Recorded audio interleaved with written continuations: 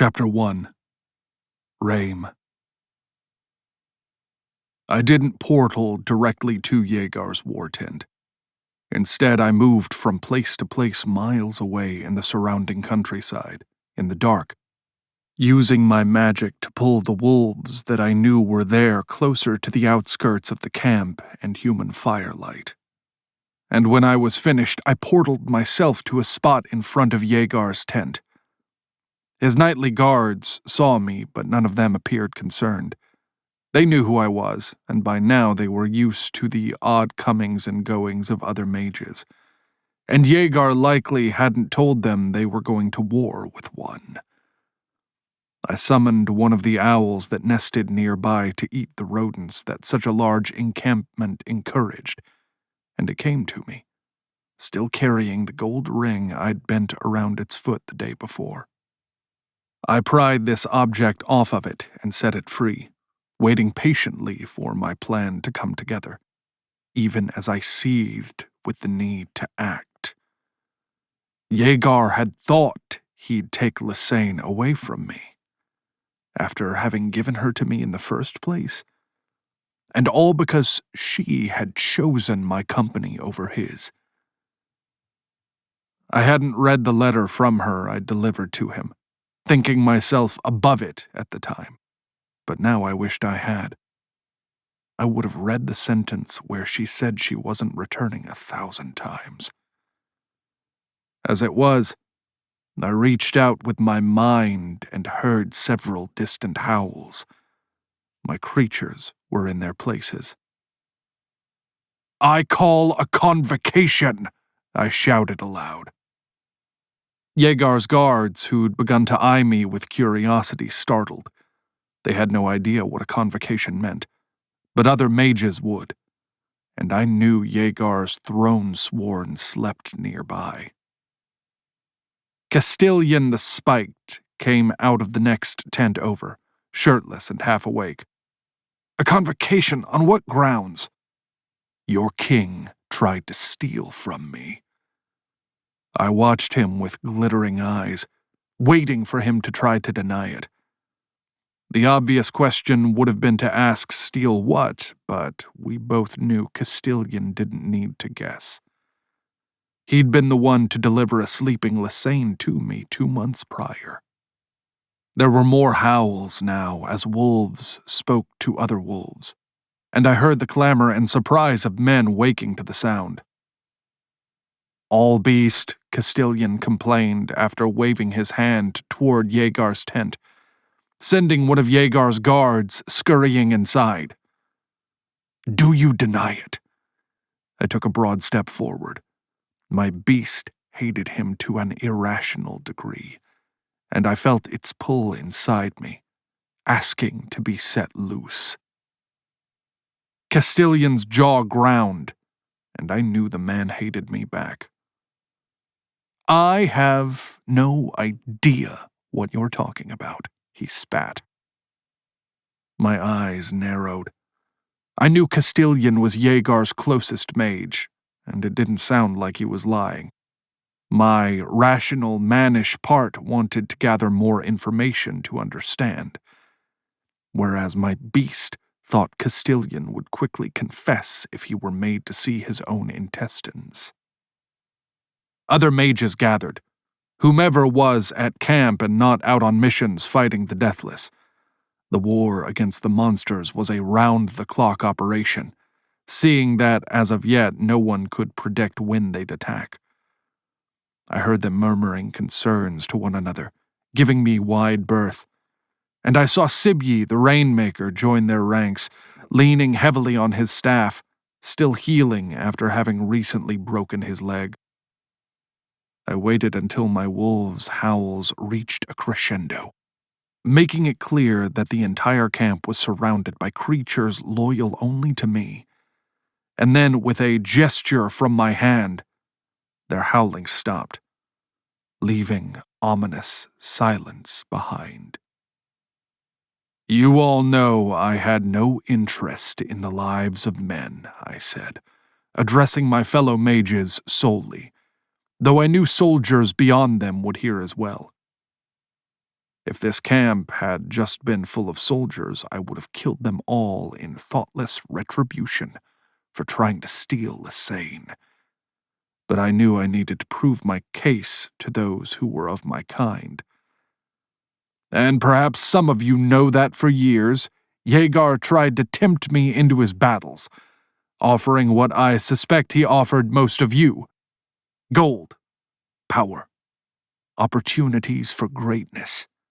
Things I needed none of or that I already possessed. I saw Castilion's eyes widen as he realized what I would share next.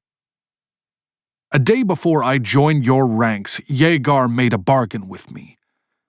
He had Castillion deposit his daughter, Lisane, outside my castle for me to do with as I please, and I have fought for him ever since. There were gasps at this. Castillion stepped forward, the spikes he was named for rippling across his naked chest, metal piercing through his skin, and my beast longed to answer his challenge. "Rhaim," he shouted. "I let her think you dead rather than a disappointment," I snarled as the howls outside of camp started up again, louder, closer, as I summoned the wolves to me. Castillion shot a spike out through one palm, where he could use it like a sword. "Rhaim called a convocation," Sibyi shouted. "He's not done talking." Indeed, I agreed. And if Castillion attacked me now, I would have the right to kill him. And in the unlikely event he survived the attack, other mages would shun him for the rest of his days. So I slowly turned and made sure my voice would carry. "I have been side by side with many of you. I have saved some of your lives, to be sure, and at least 1,000 deathless have been murdered by my hands," I said, and raised an arm into the air, clawing my fingers into a fist. "And yet," I said, finishing my circuit, to face Yeagar, who had finally emerged from his tent, "and yet, yesterday, he betrayed me.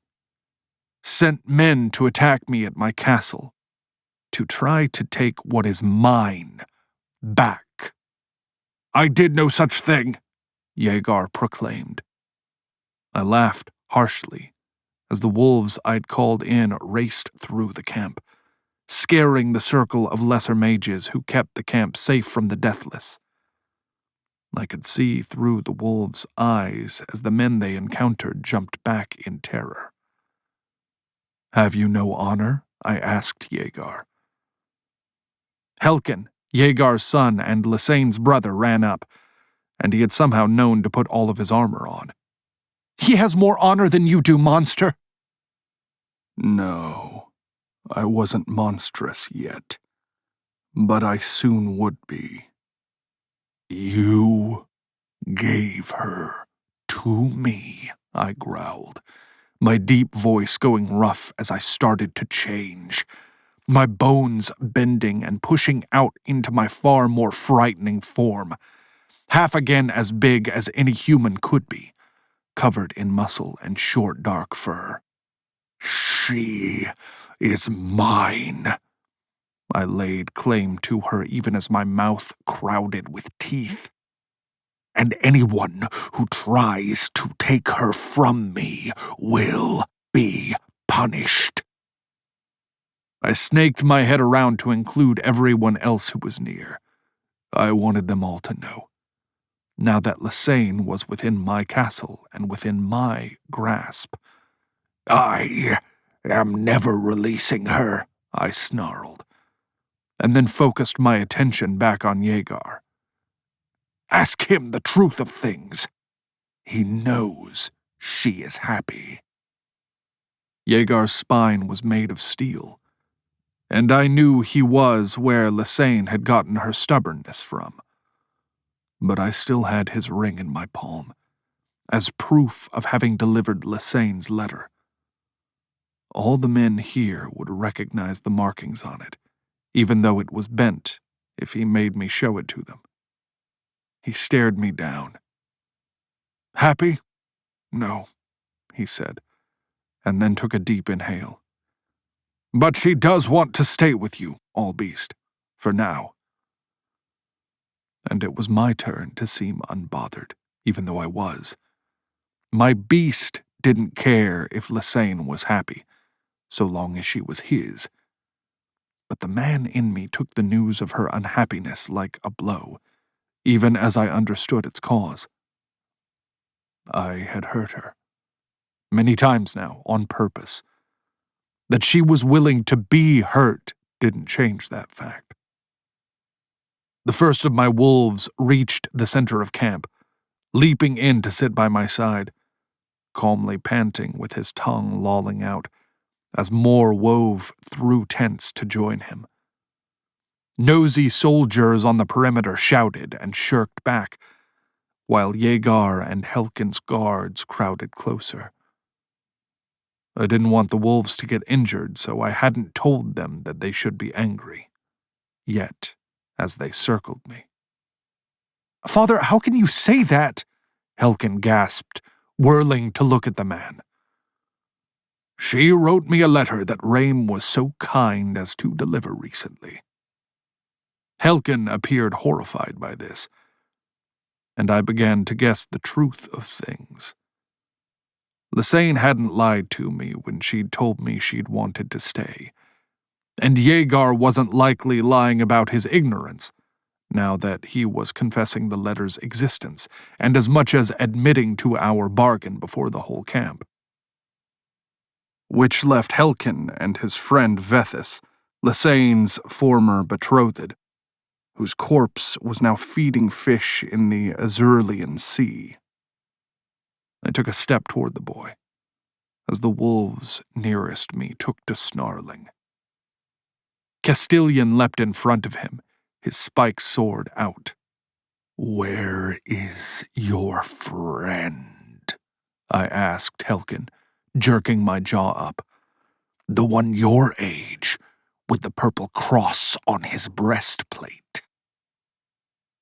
"I don't know," he lied. But I could scent his fear with my own nose and the noses of the surrounding wolves. "Well, if you don't know, then I certainly don't know either," I said, and gave him a menacing smile. Let Vethis's people come to Yeagar and wonder what happened to their floating battleship and child. Let him explain to them that I killed every single man aboard, including their son, because his own son had sent him to me. But let me ask you this. Do you truly want her back, or do you just not want me to have her? Helkin didn't answer. If my beast were left alone with him. The wolves nearest me began growling, matching his mood. But I needed to become a man again eventually, and face Lisane.